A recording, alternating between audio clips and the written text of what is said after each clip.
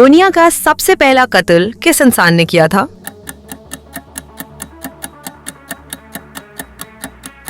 सही जवाब काबील। अगला सवाल, कयामत के दिन जन्नत का दरवाजा सबसे पहले कौन खोलेगा?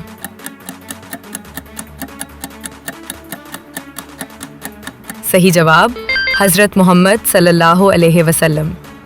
अगला सवाल, वो कौन सी नमाज है जिसमें रुकू और सजदा नहीं होता?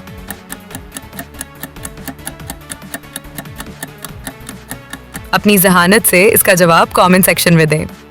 अगला सवाल, हजरत यूनुस अलैहिस्सलाम किस जानवर के पेट में थे?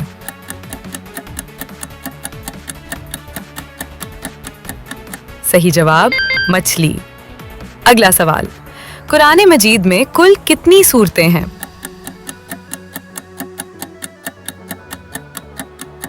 सही जवाब 114।